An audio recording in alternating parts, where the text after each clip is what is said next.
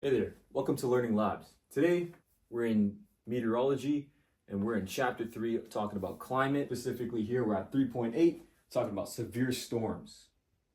Here's some terminology that we're going to learn today. Let's jump right in. What are thunderstorms? Let's look at an example here. A tornado, a violent kind of storm that forms under special conditions. Grow out of a thunderstorm. A thunderstorm are the most common type of severe storm. They form in clouds called thunderheads or cumulonimbus clouds. How does this occur? Well, a cloud forms where there's an upward rush of heated air or an updraft. Maybe from a cold front taking over an area where where a warm front meets and the warm front rises, causing an updraft, right? As warm, moist air is carried upward, the cloud grows larger. Remember, warm air rising to the top gets colder and colder and colder, creating a cloud, and it condenses into liquid. Strong updrafts keep water droplets and ice crystals in the cloud, so they grow in size and get larger and larger. Once they become large enough, they begin to get heavy enough to fall as rain, or maybe snow or ice or hail. It causes downdrafts. So as it falls, you have air going up and water coming down. What happens when you rub your balloon on your head like this, or you rub your socks on their carpet? You get static electricity. So this is how you get lightning. Lightning, lightning, lightning, lightning, lightning, lightning. Like this video if you like lightning. I'm like sound. So in the cloud is the up and down motion. It's rubbing against each other. It creates static electricity, creating a spark of lightning, and it can jump from cloud to cloud or cloud to the ground, which then becomes dangerous. Take a look at this diagram here. Do I have a zoom? No.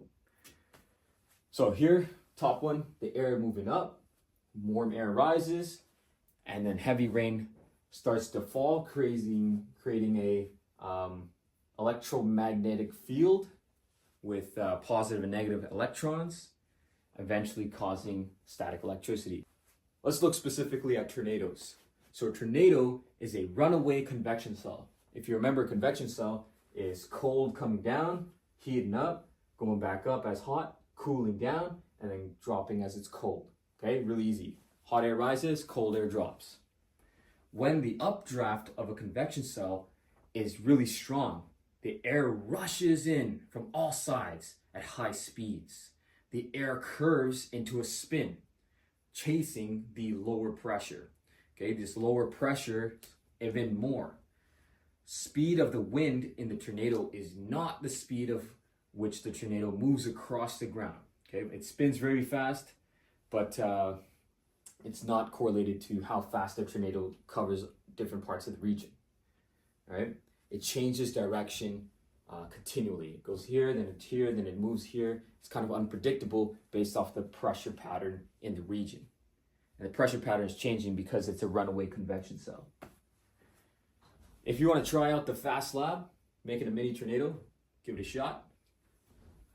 It is linked below. All right, another type of superstorm, hurricanes. This is a very large swirling storm with very low pressure at its center. It forms over tropical oceans near the equator, strong heating and lots of evaporation over the ocean, causing the low pressure center to form.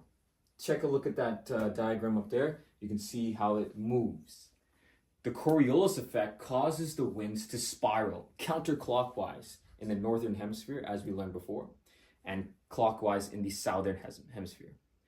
The moist air in the storm rises and cools, just like always before. The condensation takes place at the top where it cools off, and the clouds begin to thicken. They create the heavy rain, and the storm surge occurs. What is a storm surge? Well, it is the low pressure brings up the water in the center of the storm because something needs to fill that space. There's low pressure there, something needs to fill it. If air can't fill it, we'll fill it with water. So water from the ocean begins to rise to fill it up. It doesn't go all the way up because it's too heavy, but it's just enough. That is the storm surge. As the hurricane reaches land, that surge begins to get really tall.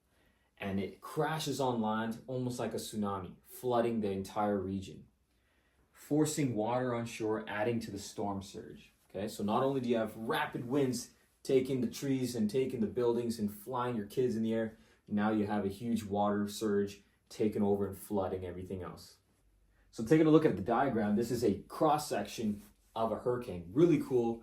This is an awesome picture. You can see the spinning effect, the Coriolis effect in the northern hemisphere because this is spinning counterclockwise. And the dry air up top is sinking downwards and then spinning. You could probably guess based off our last talk about the thunderstorm is that if you have air moving down and up, the friction will create static electricity, and therefore hurricanes may cause Lightning, lightning, lightning, lightning, lightning, lightning. Like this video if you like lightning. I'm gonna get out. This is an actual picture from space.